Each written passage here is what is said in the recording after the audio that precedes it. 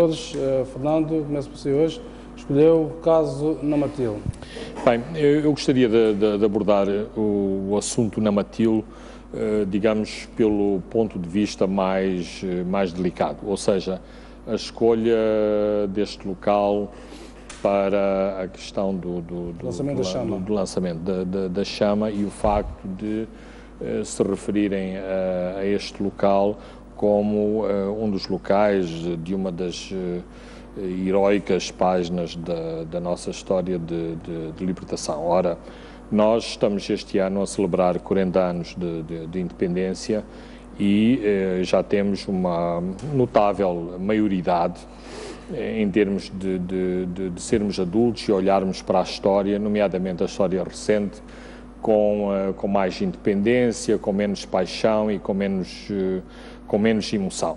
E, portanto, Namatil, ao contrário daquilo que foi escrito em muito da imprensa e aquilo que foi enfatizado, inclusivamente, pelas autoridades, aquilo que aconteceu em Namatil, aliás, na altura foi chamado ou foi referido como um incidente de Omar, a base de Omar, o posto de Omar junto do Rovuma, foi uma rendição da guarnição portuguesa que tomava conta deste posto. Nós, para nos centrarmos historicamente sobre este acontecimento, estamos a falar de 1 de agosto de 1974, portanto, depois de 25 de abril de 1974, em que os militares portugueses põem termo ao regime autoritário português, quando já havia conversações muito sérias entre o governo português e a Frelimo para, nomeadamente, o cessar-fogo e a independência de Moçambique, e mais concretamente a 1 mês e 6 dias do 7 de setembro, que foi o dia do Acordo de Lusaka, que efetivamente pôs termo à guerra em Moçambique e, portanto, que abriu finalmente caminho para a independência.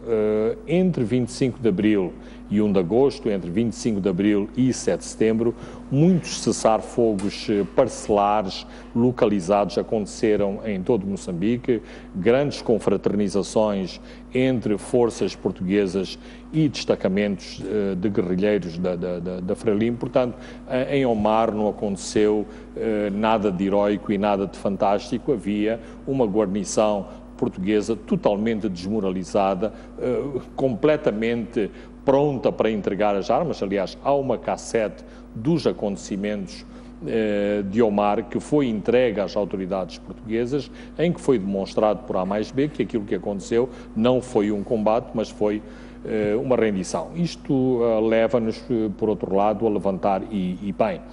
Para além disso, existem ainda testemunhos vivos de moçambicanos que participaram do lado da Frelimo e do lado do exército português nestes acontecimentos de Omar, e seria interessante, por exemplo, ouvir esses moçambicanos que estavam dos dois lados da barricada. Isto também nos remete para outros 2 pontos que me parecem importantes. Outros acontecimentos que precisávamos descalpelizar com mais seriedade, nomeadamente o ataque ao Chai, que é referenciado como o primeiro ataque do movimento de libertação, e o próprio massacre de Moeda, uma vez que existem versões contraditórias sobre aquilo que aconteceu. Por último, um aspecto que é a participação de moçambicanos nas forças armadas portuguesas. Nós já tivemos, e acho que isto foi um ponto importante, no governo de Moçambique, um elemento que pertencia às forças especiais do exército português. Acho que isto foi um sinal importante de reconciliação, mas eu acho que devíamos dar mais passos nessa reconciliação, porque ainda há muitos moçambicanos que vivem aqui na África do Sul, na Suazilândia, no Zimbábue, que vêm a Moçambique, mas ainda têm medo de fixar a residência em Moçambique, e isto era um ponto importante para que de facto acontecesse esta reconciliação agora e neste ano muito especial em que celebramos 40 anos de independência de Moçambique. Muito bem, passo para o José Jaime. Escolheu, o estudo foi feito pelo MISAL e pela Universidade da Califórnia sobre o índice de prevalência entre os mineiros e camionistas. moçambicanos. Eu trago esse estudo como sendo o tema da semana, porque esses dois grupos, tanto os mineiros sul-africanos como os camionistas, são grupos de risco quando se fala de índice de zero prevalência. Então, o estudo, quando aponta para estes grupos, não está, no caso, a vir com algo de novo, mas o que chama a atenção é o fato de ainda continuarem a serem grupos de risco, ainda com atitudes e práticas que atendem, portanto, a aumentar os níveis de infecção, não só no grupo em si, mas com aqueles que eles interagem. E isto aqui chama-nos a atenção a um outro debate que tem havido nestes últimos dias, mais especificamente na educação e na agricultura, sobre a eficácia das nossas políticas públicas. Portanto, sendo uma área que tem sido foco das estratégias de prevenção e combate ao HIV/SIDA, é sintomático de que há alguma coisa que não vai bem, quando depois de muitos anos ainda estes dois grupos aparecem como sendo grupos críticos. Então, isto chama-nos a atenção para uma reflexão sob o ponto de vista de análise e também aprendizado das políticas públicas, que é um elemento importante se de fato queremos aumentar a sua eficácia.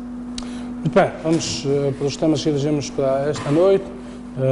O grande tema, sem dúvida, a apresentação e debate do plano, do programa quinquenal do Governo, assim como se chama agora. Fernando, vou começar por você.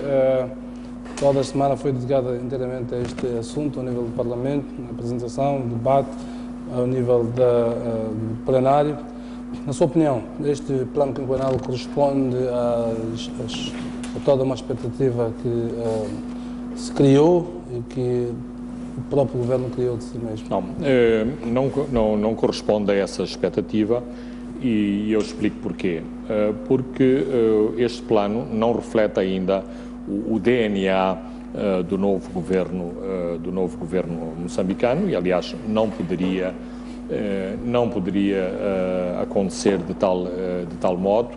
Diremos que é um governo com o mesmo sinal partidário, mas é um governo também que sofreu grandes mudanças. Há uma tentativa de dar novos rumos a muitas das políticas governamentais, mas uma coisa são enunciados de natureza política e outra coisa é começar a pôr carne à volta dos ossos ou cimento à volta da estrutura de concreto do edifício e 2 meses é muito pouco tempo para se fazer um documento que reflita o novo DNA deste governo e acho que, em última análise, é fazer também justiça ao tempo que o governo teve para preparar este... O Primeiro-Ministro, na apresentação, chamou este programa de um programa inovador e uma razão de esperança. Bem, eu penso que isto é um statement ou um posicionamento de natureza política. Se formos a olhar para o documento, ou seja, se formos a olhar pelas apresentações que foram feitas do documento, inclusivamente, vamos ver várias velocidades, várias vozes, várias maneiras de falar sobre os diferentes programas. Por exemplo, eu achei que houve ministros que parecia que ainda estavam no tempo do anterior governo, inclusivamente, e ao contrário daquilo que vimos na abertura, nesta segunda abertura do Parlamento, não houve como um reafinar de vozes como fez Verónica Macamo e Margarida Talapa. Houve claramente ministros que vêm do interior governo que fizeram uma apresentação como se estivessem no anterior governo. 2 o caráter vago de determinados enunciados. E aqui também me parece importante levantar outra questão, nomeadamente as críticas que a oposição fez. É assim, não se pode ter a expectativa de abrir um plano quinquenal e estar lá tudo desenhado a preceito para os próximos 5 anos. Espero que isso aconteça depois nos planos anuais que vão ser feitos, no plano económico-social, nos planos de investimento e refletidos nos próprios orçamentos anuais, nomeadamente, não tanto no orçamento ordinário, mas nos orçamentos de investimento. Portanto, é assim. Claro que a oposição cumpre o seu papel, tem um caráter político e este foi um ponto muito importante neste debate. Houve uma oposição mais agressiva, mais bem preparada para discutir os temas, para levantar questões, o que é bom em termos de qualidade do debate, do debate no Parlamento. De qualquer forma, acho que as expectativas estavam muito altas para o tipo de documento que foi preparado e que foi levado ao Parlamento. Zé Jaime, qual é a sua análise relativamente a este programa quinquenal do Governo? Está em alinhamento com aquilo que é toda uma expectativa ou não? Não há como se evitar um certo incrementalismo do plano, porque há sempre algum processo de continuidade e tanto mais que algumas das ações que estão aqui já decorrem há um certo número de anos e fazem parte, inclusive, de estratégias setoriais, algumas delas que vão para além dos mandatos presidenciais. Então, normalmente vai haver algum efeito de arrastamento de algumas ações que já vinham estando em curso. Mas há aqui algumas coisas que eu penso que representam alguma inovação. No meu entender, creio que este é o plano quinquenal que o governo mais deu a cara para bater. Em que sentido? É que está a colocar indicadores de forma muito clara, quantificados e ainda por cima está a definir metas para os próximos 5 anos. Ou seja, se a oposição e a sociedade se empenharem, de fato, eles têm uma base objetiva para avaliar o desempenho do governo nos próximos 5 anos. E isto, em parte, é uma grande inovação, é uma grande ousadia, diga-se de passagem, e que vamos aqui esperar que ela, de fato, seja aproveitada. Mas aqui vários pontos, só para consubstanciar a sua ideia. O que é que se espera que aconteça nos próximos 5 anos? 86 em cada 100 crianças entram na escola e na primeira classe com a idade de 6 anos. Moçambique tem o dobro de quadros superiores formados a nível de mestrado e doutoramento. 94 em cada 100 crianças estejam completamente vacinadas e imunizadas. Enfim, só para mencionar alguns aspectos que vêm aí. Exatamente. São facilmente cobradas. Justamente, exatamente. E agora, eu também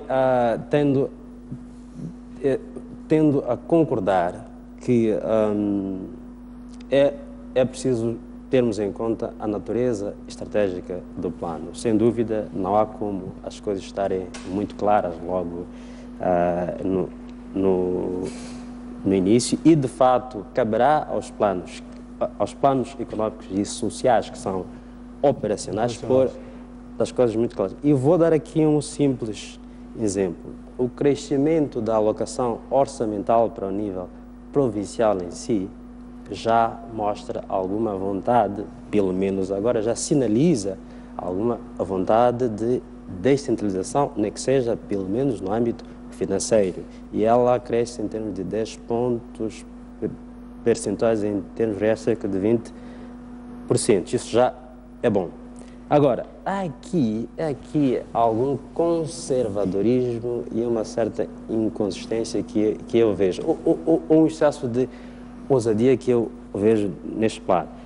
Por exemplo, quando o governo define como método endividamento público para menos de 40%, que tecnicamente é o limite aceitável, e parte de 37%, que é a situação de agora, sinaliza que não parece que vai haver nos próximos tempos uma maior disciplina fiscal. E aí levanta-se questões de até que ponto é que o atual endividamento público aos níveis da que está, de fato, não vai ser um grande obstáculo do ponto de vista de investimento público. Também tendo em conta que uma das críticas, justamente onde e como, e tendo em conta também que uma das críticas feitas pelo FMI é que, além do alto nível de endividamento público, temos um problema muito crônico de gestão de projetos de investimento público e priorização. E parte deste endividamento público, a gente sabe muito bem, que foi feito para financiar projetos de prioridade duvidosa, dentre os quais Ematum e também a ponte Maputo-Catembe. Agora, a questão aqui é como é que o governo, nos próximos tempos, de fato, vai conseguir levar a cabo o seu programa de investimento público, sendo que parte dele, sem dúvida, vai ser com parcerias público-privadas, sem dúvida, mas como é que o governo vai conseguir levar a cabo, nos próximos tempos, o seu programa de investimento público, já com estes altos índices de endividamento, com projetos de prioridade duvidosa, mas que está a indicar como meta uma margem bem mínima, dos atuais 37% para os tais 40%. Todos os efeitos, então, o plano acaba por não sinalizar a forma como os recursos vão ser contratados? Não está a sinalizar como é que parte das suas componentes que são estratégicos, como o investimento público, vão ser operacionalizadas. Porque na situação atual, de fato, isto ainda é uma incógnita. Mas, claro, vamos esperar para ver os planos económicos e sociais, para vermos como é que alguns desses grandes projetos vão ser operacionalizados. Fernando, o que diz que o plano estratégico é um documento, o plano quinquenal é um documento de natureza estratégica, depois se materializa efetivamente através dos planos económicos e sociais, aí onde há muito, de facto, por tocar, questionar, porque é onde tem que constar os prazos, depois, obviamente, com os respectivos orçamentos que indicam a forma como muitos destes recursos vão ser mobilizados para a concretização destes projetos. E ouvimos muito a crítica ao nível da oposição, a ideia de que faltava a mensurização de muitas das ideias que estavam aqui por parte do governo na apresentação deste plano. Eu vi aqui também o Fernando a tocar nesta linha. Acha que esta mensurização ao detalhe devia vir neste plano? Não, eu acho que não era necessário, inclusivamente há economistas e há especialistas na matéria que, inclusivamente, aliás, nesta casa assisti recentemente a um debate que, inclusivamente, se punha em causa a questão do plano quinquenal e, portanto, com, inclusivamente, como diria, com algum sentido ideológico de se assinalar a questão do plano. Eu acho que sim, que o plano é um documento estratégico, é um documento indicativo importante, baliza determinadas prioridades, mas não tem que compreender esses detalhes. E esses detalhes, como eu disse anteriormente, têm a ver com alguma dificuldade em se porem estes detalhes neste plano, na maneira como foi concebido, e por outro lado também porque não é possível, ou seja, possível é possível. Agora, a questão é, estamos a ser sérios em pôr todos estes números. Por exemplo, um elemento que foi facilmente atacável pela oposição. De facto, 7.000 casas, dizer que vamos construir 7.000 casas é um desespero é um desespero total, e se ligarmos isso às nossas taxas de crescimento demográfico, a população ativa, portanto, ao atingir da idade adulta da nossa juventude, isto levanta-nos problemas. Acha que há muito conservadorismo em alguns aspectos, é isso? Não é conservadorismo, eu diria limitações, e as limitações são compreensíveis. Por outro lado, e indo de encontro àquilo que o José Jaime estava aqui a levantar, o Governo também está numa grande encruzilhada neste princípio de ano.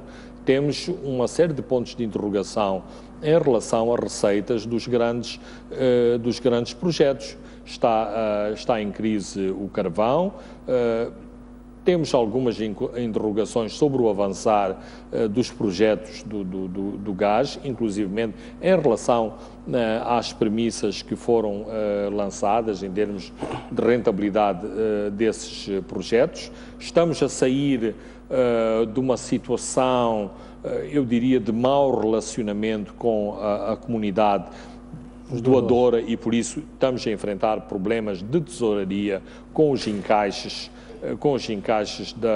das doações internacionais. Aliás, alterou-se mais uma vez o paradigma das doações internacionais, ou seja, não tanto para o orçamento, mas muitos dos doadores estão de novo no projeto a projeto. E, por outro lado, também uma questão que me parece muito importante. Nós tivemos alguns balões de oxigênio nos últimos 2 anos, com as mais-valias de algumas vendas de participações, não estão no horizonte, enquanto permanecer este ambiente algo sombrio na área energética, mais-valias que a nossa autoridade tributária vá colecionar. O diretor ou o presidente da autoridade tributária põe a sua melhor cara, mas eu acho que ainda não está fixado o dia em que ele vai abrir as garrafas de champanhe, por exemplo,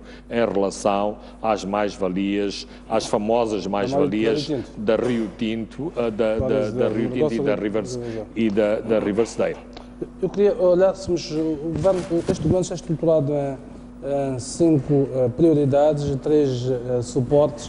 Na área das prioridades são 5, portanto, como eu disse, as áreas: consolidação da unidade nacional, paz e soberania, nem mais face ao contexto que se vive, desenvolvimento de capital humano e social, promoção do emprego, da produtividade e competitividade, desenvolvimento de infraestruturas económicas e sociais, a gestão sustentável e transparente de recursos naturais e do ambiente.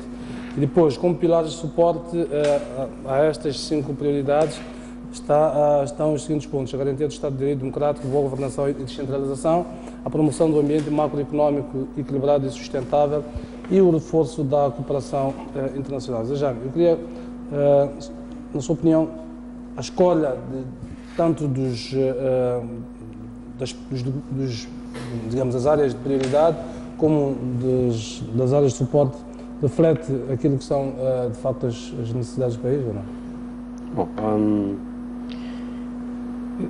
eu diria que aquilo que é considerado a área de prioridade, como consolidar a unidade nacional, paz e a soberania, seria uma área, talvez, de suporte. Porquê? Porque é uma área estruturante, sem termos... E transversal, na verdade. Sim, e transversal. Portanto, sem termos a questão da unidade nacional, paz e a soberania, como queiramos entendê-la, sem dúvida que as outras coisas não se vão realizar. Mas não há aqui um elemento simbólico de eleger como a primeira área prioritária? Sim, até porque sobretudo aquilo que estamos a viver. Pode-se dizer, mas só que quando nós estamos a colocar como pilar de suporte consolidar o Estado de Direito democrático, boa governação e descentralização, na verdade estamos a criar uma certa redundância com isto. Ou seja, são 2 coisas que, sem dúvida, precisam... Complementam. Sim. Ou seja, A consolidação da unidade nacional tem a ver com boa governação, Estado de Direito, e também no debate que nós estamos a ter neste momento, a descentralização, sem dúvida, é um elemento importante para que ela seja materializada. Desenvolver capital humano e social, sem dúvida, que é uma área fundamental, principalmente tendo em conta o grande desafio que nós temos, de não só de criação de emprego, mas também de integração da força laboral, num contexto que, de forma cada vez mais crescente, se requer uma mão de obra qualificada. Infraestruturas, é óbvio que este é um grande nó de estrangulamento para o nosso desenvolvimento. A gestão sustentável e transparente de recursos naturais e do ambiente, sem dúvida, tendo em conta aquilo que é. Então, o que eu... Promoção do emprego, da produtividade e competitividade, até porque esta é uma das bandeiras pessoais do próprio... Justamente, e tem toda a relevância. Agora, sem dúvida, penso que é importante alinhar aquilo que é a prioridade de consolidar a unidade nacional, paz e a soberania a ações concretas, no sentido de que, muitas vezes, isso são frases que são ditas de forma muito geral, tornam-se, de fato, chavões, e que a sua materialização não é muito clara. Então, é importante que isso seja, que, embora aqui existam ações, sem dúvida, mas é preciso que elas sejam ancoradas a elementos importantes. E esses pontos que vêm aqui como sendo suportes, eles, na verdade, constituem-se em parte desses elementos que materializam essa ideia. Portanto, Estado de Direito, descentralização e boa governação. Fernando, qual é a análise que faz olhar para estes 5 pontos prioritários e as 3 áreas de suporte? Não, é assim, parece-me tudo bem delineado, tudo politicamente correto, político ou corretamente delineado. Ou seja, será muito difícil, por exemplo, em termos de oposição e em termos de dizer não estou de acordo, dizer não, esse enunciado está errado. Acha que as prioridades estão devidamente delineadas? Exato, mais, inclusivamente, depois aqui é preciso ver qual é o peso específico que cada uma das prioridades tem, nomeadamente, se não pusermos termo a este estado de turbulência latente que enfrentamos no país, todos os outros pilares ficam um bocadinho difíceis de serem cumpridos, de serem implementados. Portanto, há claramente prioridades. Acaba por englobar isso, que é a consolidação da unidade nacional, paz e soberania. Portanto, a ideia da paz está ali.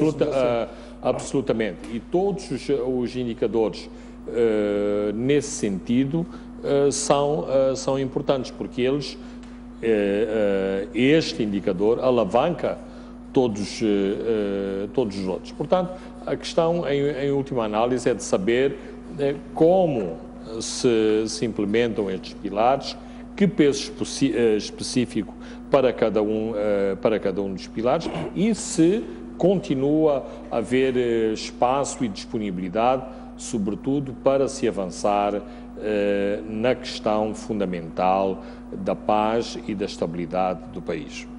Pelo menos na parte da prioridade, que é a criação, promoção de emprego, produtividade e competitividade, há aqui um elemento que é colocado: 1,5 milhão de postos de trabalho em 5 anos, o governo já avança aqui. No tocante à indústria, uma duplicação da contribuição da indústria na geração da riqueza nacional, passando dos atuais 11% para 21%. Temos aqui 2 elementos que, na sua opinião, estes números, atendendo até que o Presidente Nunes bateu nesta tecla do emprego como uma das suas prioridades, estes números, o que é que lhe parecem?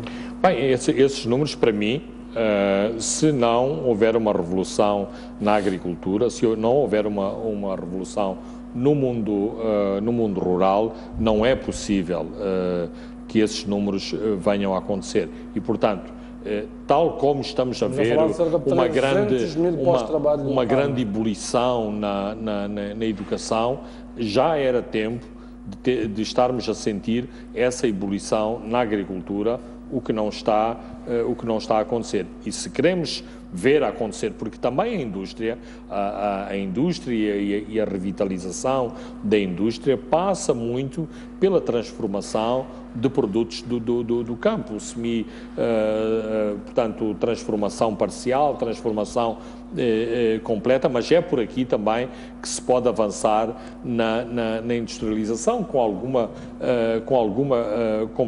competitividade, porque não é através de fábricas que, em última análise, acabam por constituir elefantes brancos no campo que vamos fazer industrialização. As fábricas estão lá, nomeadamente, e vamos começar a sentir esses efeitos das fábricas de descaroçamento do arroz, de algumas fábricas e moagens de nível industrial que foram feitas no campo, se têm ou não têm capacidade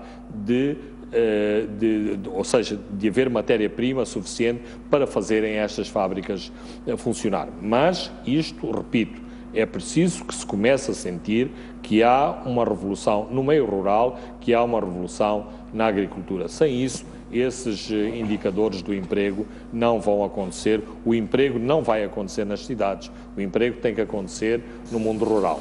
Sejam, estes números, o que é que te parecem? 1,5 milhão de postos de trabalho em 5 anos, a razão de 300 mil postos de trabalho a ano, são bons números? São otimistas, pessimistas? O que é que te parece? Penso que são números muito otimistas, ambiciosos, diria. Tendo em conta.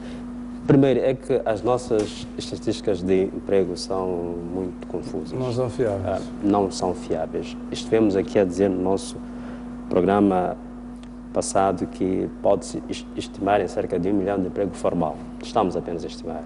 E com base em contas. Setor público sendo cerca de 280 mil, ou vamos dizer, um pouco menos de 300 mil.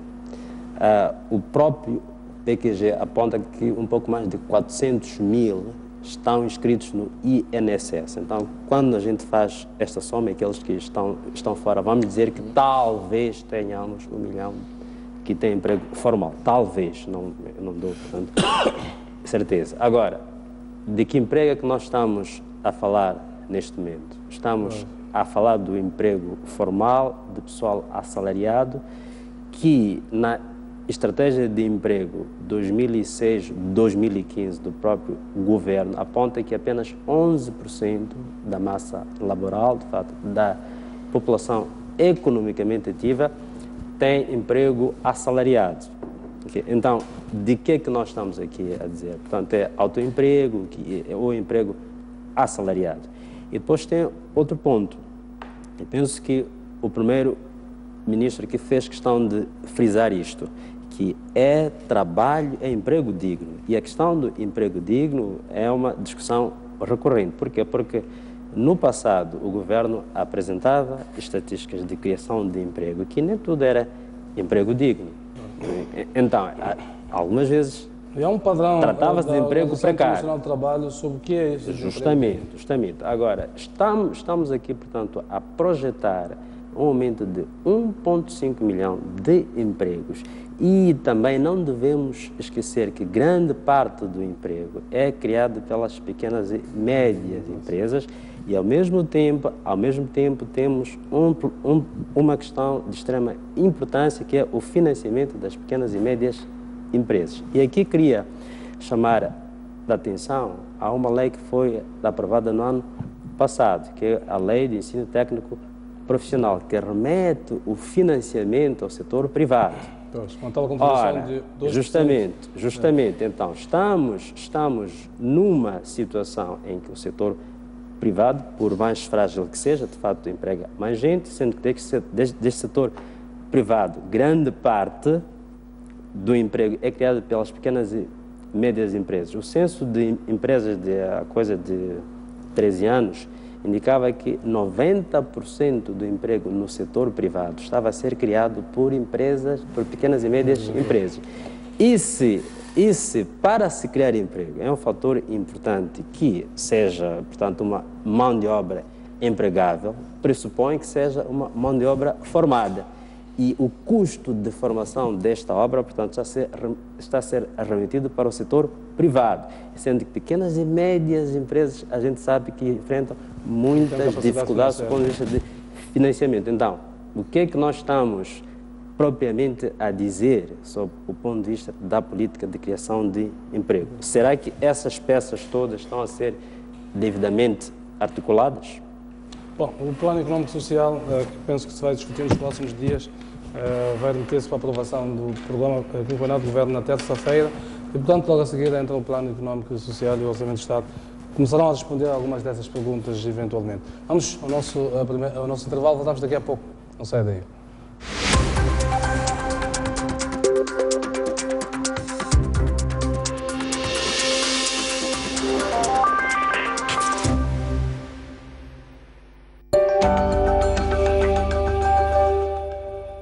O que torna a STV Notícias diferente é que lhe dá informação em tempo real.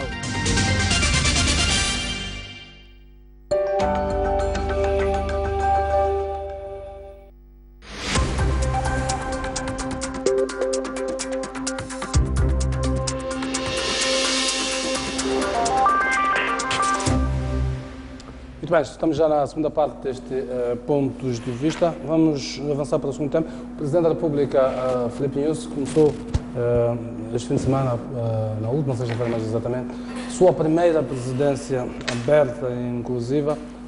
Fernando, vou começar por si. Portanto, desde logo, nos diz que, como disse, há um alinhamento relativamente às coisas, algumas das coisas que vêm do anterior Presidente. Portanto, o próprio Nyusi já tinha...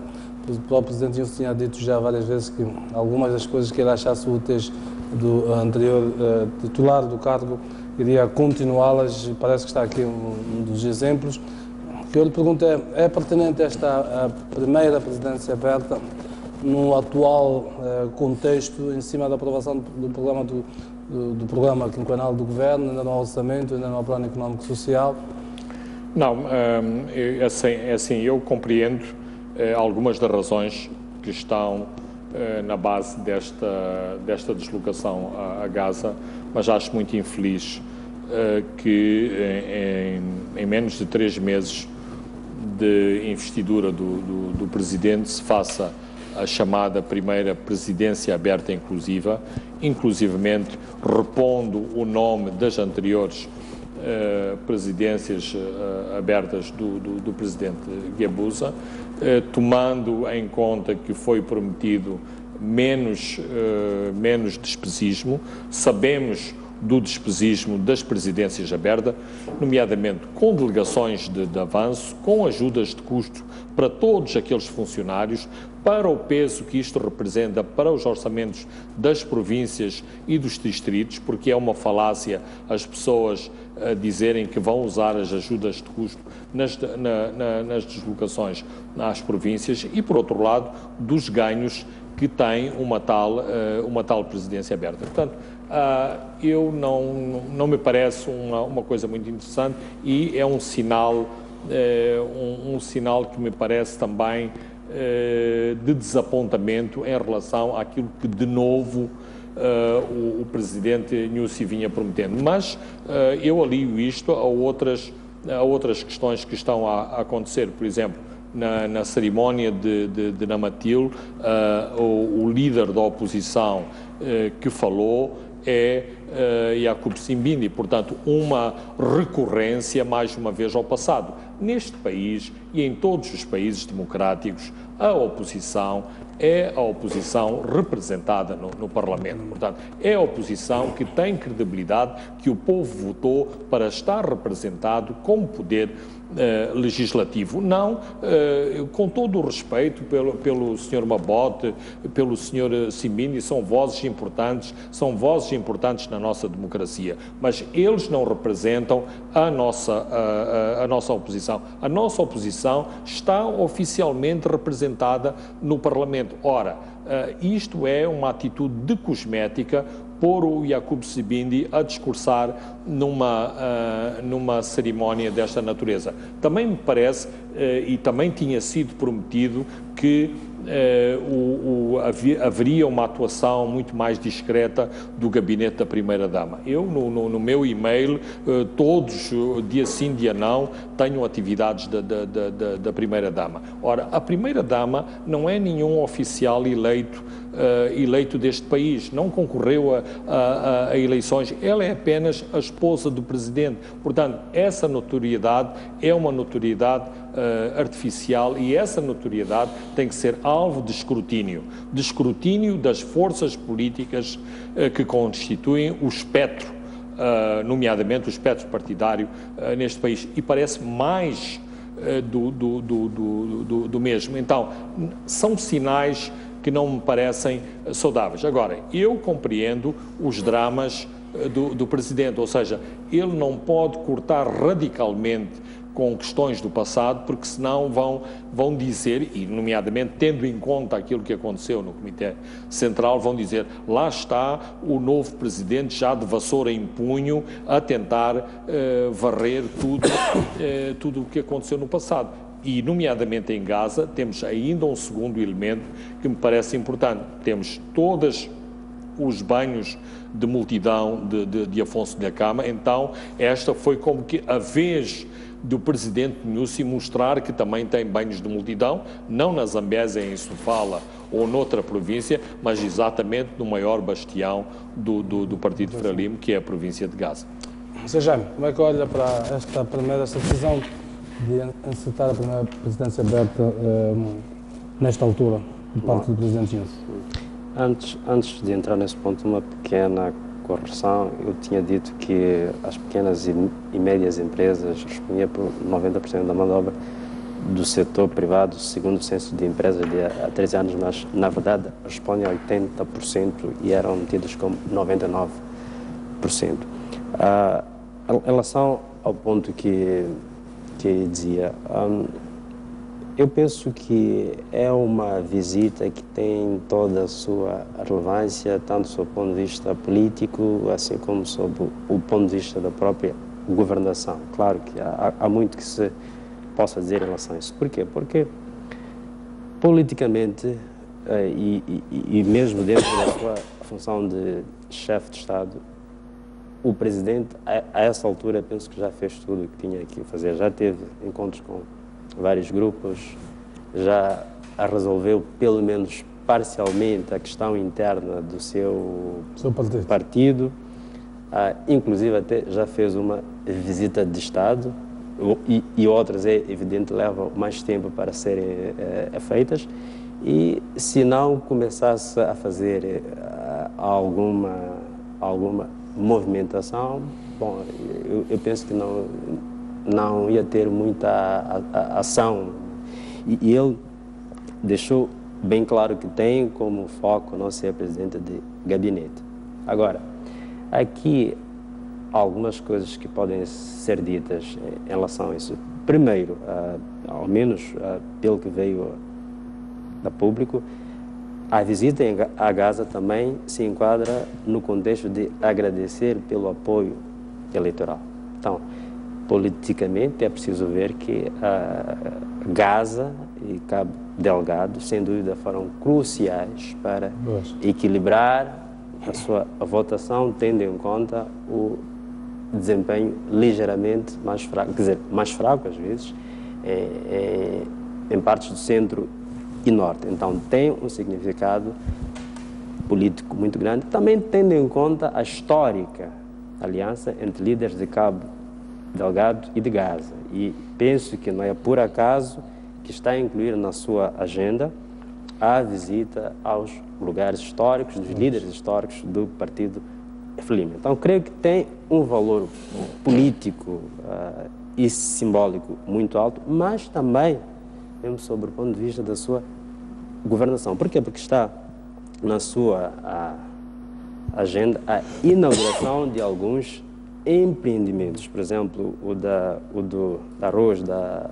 Wanbao em Xaixai, tem o do complexo de Chocó e também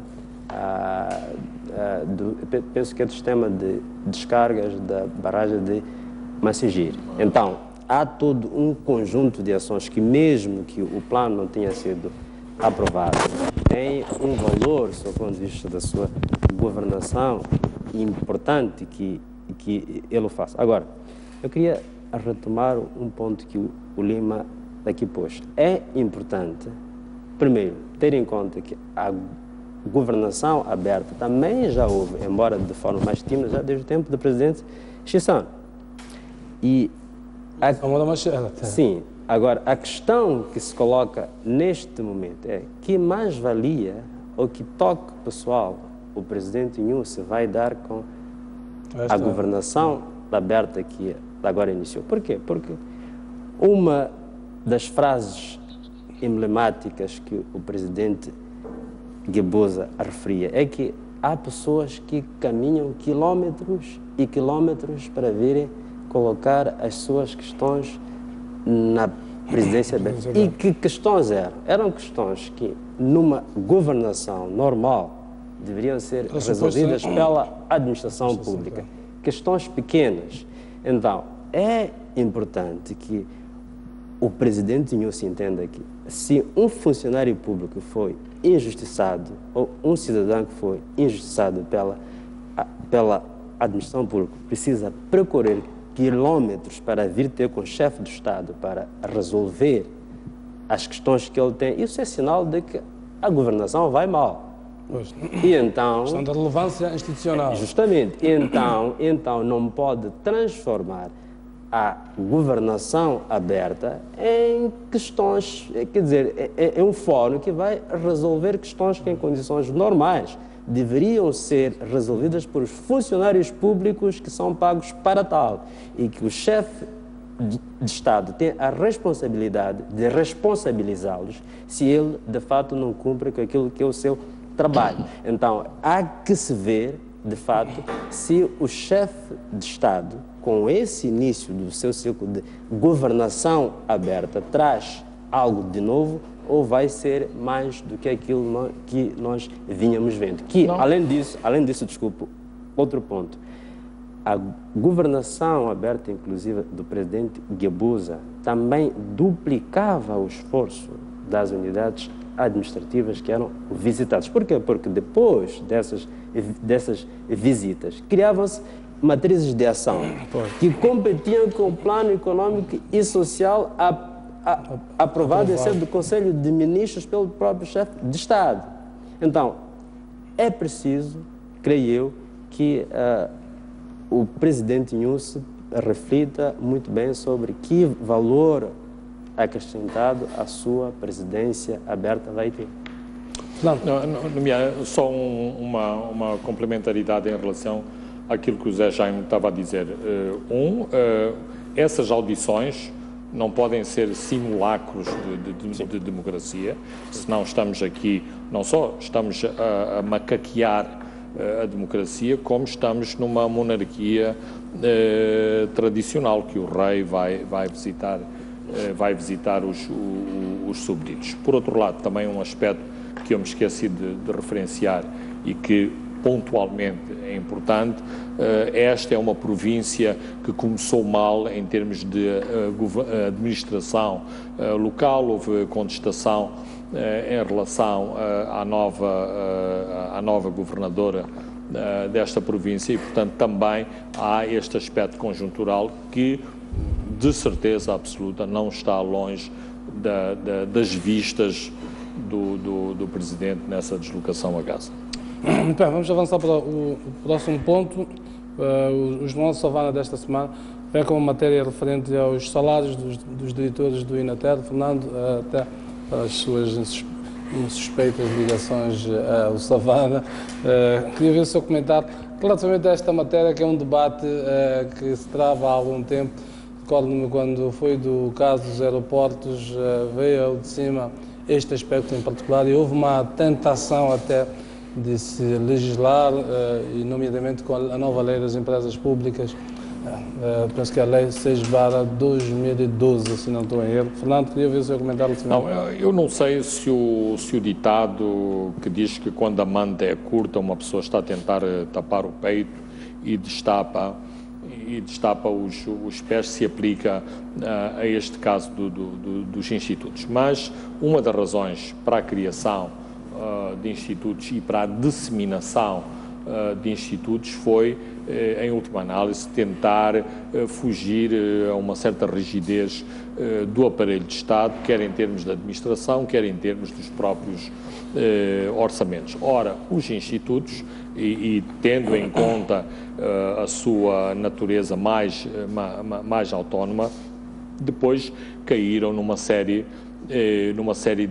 de armadilhas. As duas armadilhas principais são que os institutos, na base desta autonomia, nomeadamente em relação a salários, em relação a mordomias, não olham tanto para o aparelho de Estado, começaram a olhar para, por exemplo, para as empresas privadas com acionistas maioritários de Estado, para as empresas públicas e, portanto, atribuindo compensações e remunerações que as afastam muito daquilo que são os padrões do aparelho de Estado. Por outro lado, e em compensação, o aparelho de Estado também descobriu ali, não vou dizer a galinha dos ovos de ouro, mas uma certa vaquinha que podiam mungir às necessidades e ao nível das limitações que o próprio aparelho de Estado tem. Nós, e o Jeremias mencionou aqui alguns exemplos, mas no passado também vieram ao público elementos em que os ministros, quando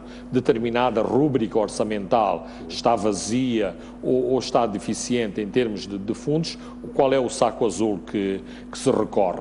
É ao Instituto de Tutela, àquela instituição que está mesmo ali à mão para cobrir os problemas que este Ministério, em especial, tem em relação, em termos de dotações orçamentais. Portanto, claro que depois há estes aspectos específicos do INATER, e já vimos aqui, inclusivamente, na visita do Ministro do Ministro dos Transportes, acho que agora houve a governadora da cidade, e isto não sei se são as empresas de comunicações que depois orientam os vários responsáveis governamentais, é o INATER que está a dar, é o INATER que dá bem para se bater e que dá visibilidade a um determinado governante para mostrar que tem serviço. Quero mais celeridade nas cartas de condução, foi uma das manchetes que eu vi. Portanto, há assuntos específicos que têm a ver também com a gestão específica do INATER, mas a questão de fundo é essa. Servem, na atual formatação, todos os nossos institutos servem esses objetivos de descentralização, de autonomia ou não? E se é correto ou não estes institutos, em última análise, transformarem-se em suportes financeiros para o aparelho de Estado e para os ministérios. Sejam, quero ver a sua opinião relativamente a esta. Eu referi-me à Lei 6/2012, que é, portanto, a nova lei das empresas públicas. Houve uma tentação de criar aqui portanto, toda a parte financeira dos planos é aprovada pelo Ministro de Tutela e juntamente com o Ministro das Finanças. Houve basicamente esses, mas não se resolve o problema essencial de algum desconforto que se cria, nomeadamente quando se olha para os números. Os institutos e as empresas públicas estão ao nível daquilo que se chama a administração indireta do Estado. Quero ver o seu comentário. E que tem autonomia administrativa, patrimonial, financeira. O que quer dizer autonomia financeira? Que a empresa realiza os seus investimentos de acordo, portanto, com a disponibilidade de recursos que tem. Portanto, o princípio aqui é o princípio de assegurar que este investimento, portanto, portanto, seja rentável. Mas temos, por outro, uma outra contraparte, tentação de fazer destas instituições meramente uma administração direta do Estado. Como é que se convive com uma espécie de paradoxo, este paradoxo? Há aqui elemento central para a existência desse tipo de agências autónomas. É que, e penso que a lei das empresas públicas e também a lei de bases da administração da administração pública referencia isso. A ideia de que é uma forma de garantir eficiência, eficácia e economicidade. O que é que isto quer dizer? É que estas agências são autónomas sim, mas também são sujeitas, como princípio, a uma avaliação de desempenho. E isto pode ser feito pela via de contratos-programa. Então, dá-se assim autonomia para que eles possam realizar a sua gestão de forma mais autónoma, mas ao mesmo tempo espera-se que eles possam apresentar resultados. Ora, há um problema crônico no setor público de uma forma geral e que tem sido alvo de sistemáticas reformas, que é a opacidade da remuneração. Pode-se muitas vezes definir um pacote de remuneração, mas este pacote não se cumpre na íntegra, como é este o caso, em que o despacho conjunto é muito claro, portanto, define o que é salário base, define subsídios e diz que não cabe nenhuma outra remuneração. Mas, paralelamente, como aliás se alega, é que estava-se a usar um despacho anterior, mas o despacho é claro, diz que entra imediatamente em vigor e não há espaço para nenhum outro. Então, é um problema crônico do setor público que muitas vezes alguns subsídios que são definidos por um instrumento legal não são cumpridos como estão normatizados. E, aliás, já vimos aqui vários casos, por exemplo, o Tribunal Administrativo mesmo, já houve aqui um caso, de tal forma que a prática existente para evitar esses casos é que todo tipo de subsídio e remuneração é colocada num único salário e entrega-se à pessoa que pode gerir como bem entende. Ou seja, se você tem subsídio de renda de casa, telefone, combustível, isso tudo é monetarizado, é incluído num único pacote salarial. Para quê? Para evitar depois a gestão opaca e subjetiva dos subsídios. Por quê? Porque há casos de gente que tem, por exemplo, per diems, que é pago, mas a sua instituição ainda vai pagar o hotel, ainda tem outra verba e no fim nós temos gastos com remuneração muito altos. Isto acontece não só com institutos públicos, mas também na administração pública e é um problema crônico que aumenta os gastos com a componente de salários e remuneração. Agora, aqui um outro princípio que não está a ser levado em conta. A autonomia dessas instituições, sem dúvida, lhes dá espaço para que elas possam criar um pacote de remuneração próprio. Mas isso deve estar atrelado ao desempenho. Ou seja, não faz sentido que uma instituição que não esteja, por exemplo, a usar receitas próprias para investir na melhoria dos serviços que ela presta e que com isso possa melhorar o seu desempenho. Depois ela possa ser generosa no pacote de remuneração que ela aprova para si. E isto acontece em institutos públicos, empresas públicas, muitas delas que têm pacotes de remuneração generosíssimos.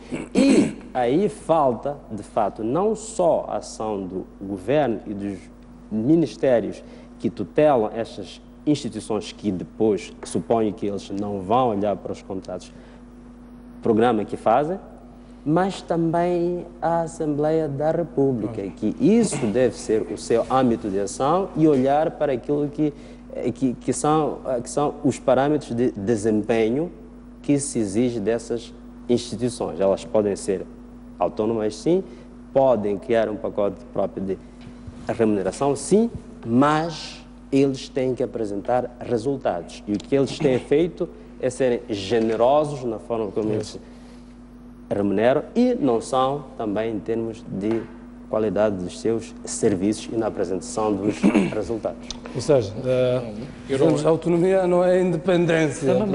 Não, porque há uma relação de tutela. Eu queria levantar uma questão em relação a isso. Eu não sei se a lei foi alterada, mas antigamente os serviços, nas suas receitas, tinham que entregar as receitas às finanças. Não sei se os institutos podem reter parte ou o total das suas receitas. Mas há um instituto, portanto, ligado ao Ministério dos Transportes, que as suas receitas eram tais e não as entregava às finanças, que inclusivamente foram solicitar uma consultoria se não deviam fazer aplicações financeiras a partir das receitas que geravam. Ora, eu penso que o princípio deve ser, se uma instituição pública gera estas receitas, deve-as entregar às finanças para serem geridas pelas finanças. Parece-me que este princípio ainda é válido e não foi alterado, mas digamos que as circunstâncias fazem com que os gestores, e me parece que agiram de boa fé, pensaram inclusivamente que talvez estas receitas que se acumulavam nas suas contas deveriam ser investidas em serviços financeiros. Em casos que as instituições têm autonomia financeira, pressupõe-se que elas geram receitas e elas usam-nas também para a sua... Portanto, receitas próprias, para além daquelas decorrentes de um contrato de programa com o Estado. A ideia de lhes dar esta autonomia financeira é, de facto, para que tomem decisões, por exemplo, do ponto de vista de aplicações, de gestão, de investimento. Sim. Agora, em certos casos, pode ser que existam, de facto, receitas que devem ser canalizadas ao... Tesouro Público. Agora, o princípio de autonomia financeira é que elas têm, tanto, capacidade de gerar receitas próprias e tomar decisões relativamente a essa receita. O que dá o outro fenómeno da tentação das remunerações, esqueci-me do termo que foi utilizado, generosas, nomeadamente em relação aos subsídios para os funcionários e para os funcionários, sobretudo, de topo.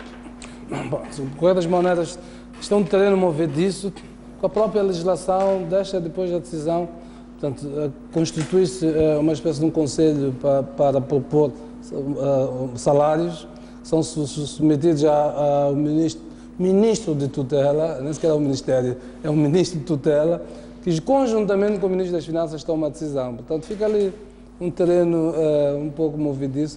Dependendo do caráter das pessoas que estão à frente de uma ou de outra instituição, pode ser uma remuneração alta ou nem por isso. Sim, mas só que esses institutos públicos, inclusive empresas públicas, supostamente devem incluir os seus relatórios financeiros também, devem ser incluídos na conta geral do Estado, ao menos aquilo que é por isso que há a Inspeção Geral do Estado que chega. Aliás, nesta nova lei... Estão sujeitos às auditorias do Tribunal Administrativo, da Inspeção Geral das Finanças. Exatamente. E, aliás, um dos pontos novos desta lei é que prevê deveres especiais de informação e controle de gestão, estabelecendo-se inclusivamente a necessidade da apresentação mensal de informação à entidade que exerce a tutela financeira. Portanto, os mecanismos estão lá. Estão lá, existem lá, não é que haja falta deles, o problema é o seu uso.